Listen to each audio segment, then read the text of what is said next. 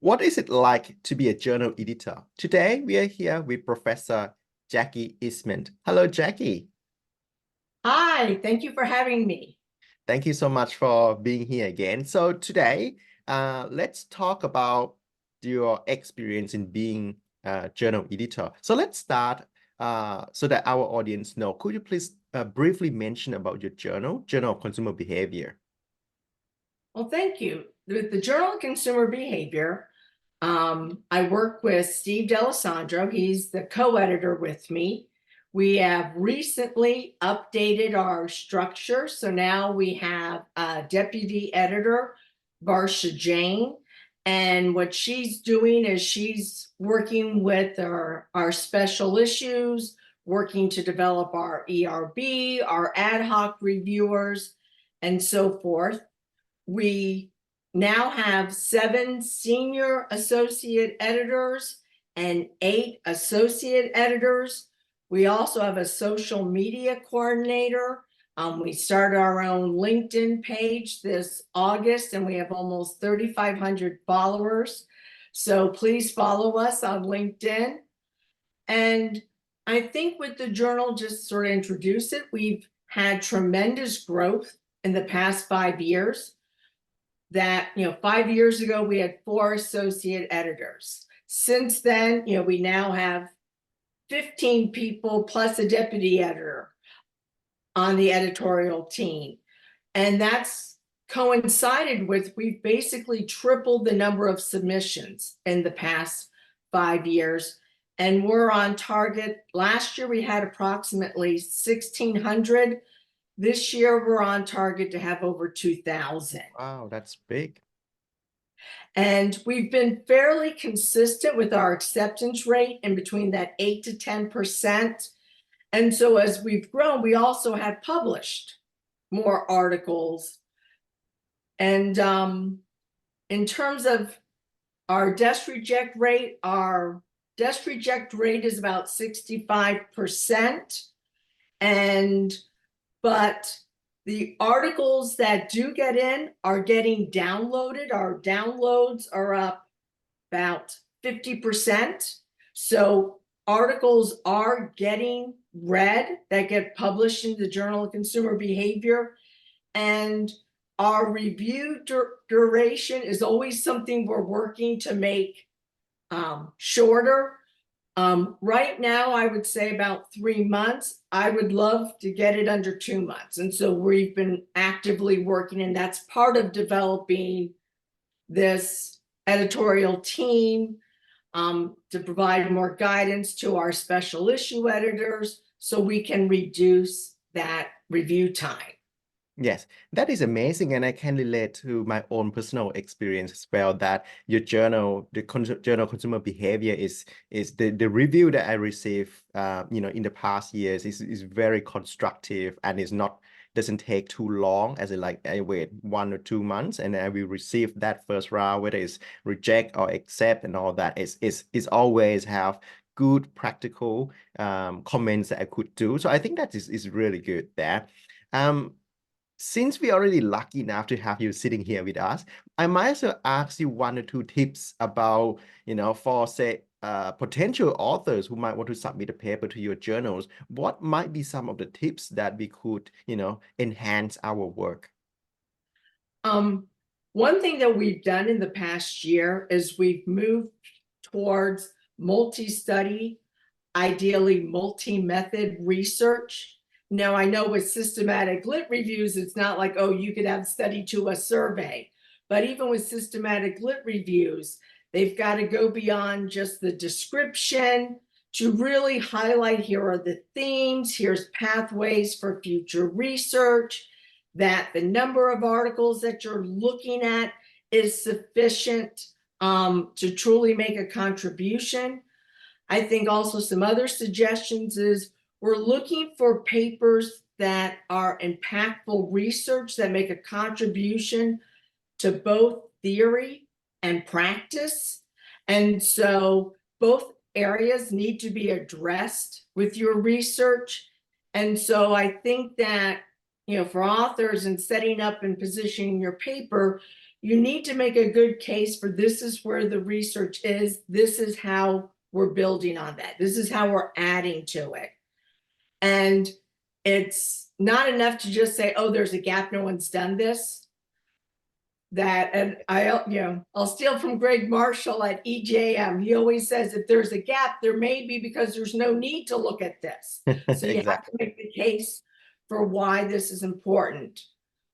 Also that you want your research to be generalizable, that the papers that tend to get desk rejected are desk rejected for one of three reasons. One, it's a single study type paper, or it's a paper that's very limited in scope. So it might just be, oh, we looked at one city or one tiny region, or it doesn't make that case for the contribution to theory and practice. Yes. Another tip I'll give is that a lot of journals use this process of, oh, it may not fit us, so you can transfer it.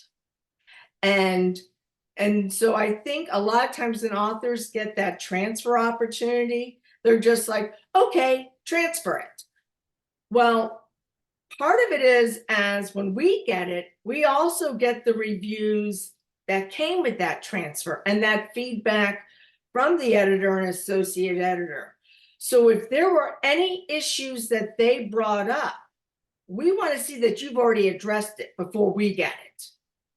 And so I think if anyone gets that opportunity to transfer, you want to make sure you have a letter, the letter to the editor, where it's not, doesn't have to be like a response to reviewer bullet point by bullet point, but you want to have a discussion. These were the issues raised by Journal A. This is what we did to address those concerns prior to the transfer. And I think for authors, that will greatly enhance your chance of success. Because if we see a problem and we're like, well, this will be a problem for us too, and that the authors haven't addressed it, that increases the chance of getting a desk reject on a transfer. That is very insightful tips in terms of that cover letter and addressing the comments and all that. So really appreciate those suggestions. Now, moving towards the side of your personal experience as an editor, can we please briefly start with what are some of the daily tasks as an editor? Well, I would say I spend an hour to 90 minutes every day just answering emails. Part of it is we are truly a global journal. Yes. And so with the different time zones, that there could be a research stream that has happened in the middle of the night, which is daytime in Australia. And then, I need to respond. So it might be things that the publisher needs our input on, or it might be a question that an author has, or it may be a question a reviewer has, or someone would like to become a reviewer, or an AE has a question. So I'll spend probably at least an hour a day just going through emails. And then we get, I would say, like, for example, this week, I've probably processed 40 different manuscripts this week. And so that, every day I'm going through the journal site and looking at, it might be, processing decisions, processing initial manuscripts. I'll usually spend one day a week sort of following up where there is a lag and sort of encouraging, okay, we need this review, or we need additional reviewers, following up in that way. Wow, that is quite a commitment of, an hours each per day, checking email, checking the system, and sometimes, different hours. I think I remember I met you in one of the conference or session, like in an odd hour for yourself as well. So those will be the commitment, and it's an ongoing one. And I would assume that you are happy with this. I feel very grateful for the chance to be a co-editor. I really enjoy the people I work with. that we have a great team. And had I not had this opportunity, I would never have gotten to meet so many people all over the world.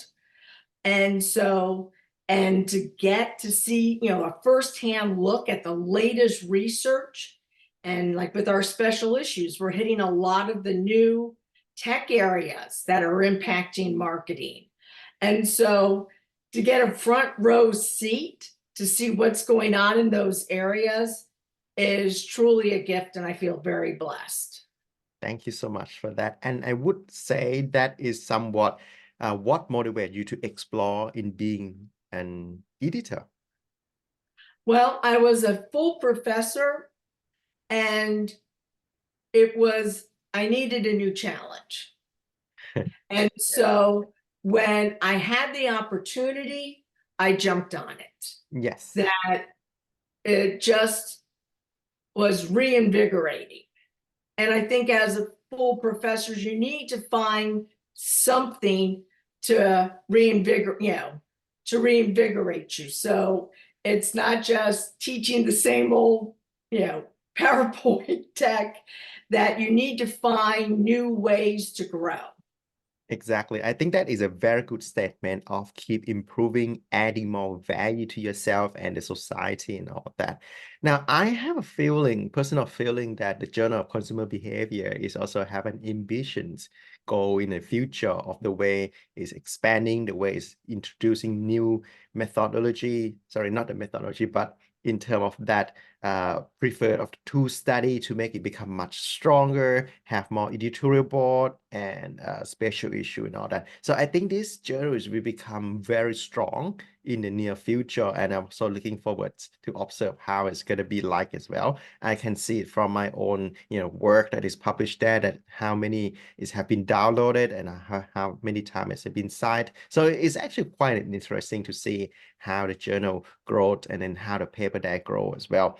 And before we move on, I'd like to say that as an author and as a reviewer, we really appreciate the way your journal especially thanks the reviewer, the way you show the appreciation to the society of how they support you as an author or as a reviewer. So I think that is very good, because there are some journal that they never acknowledge the people that help or support or spend their time, but your journal is doing really well in that sense.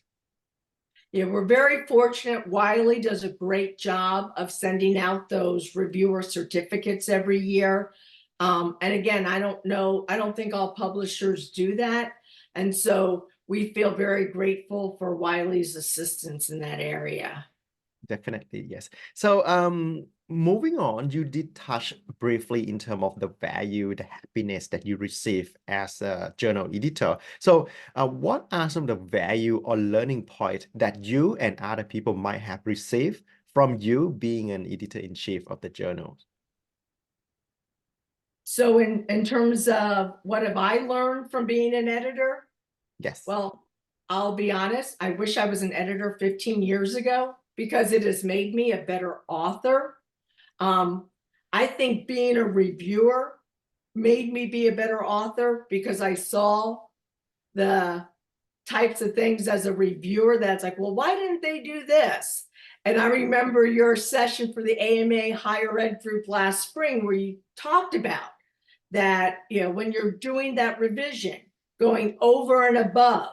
So it's not just, okay, you address my comments, but you address my comments plus added more value to the paper.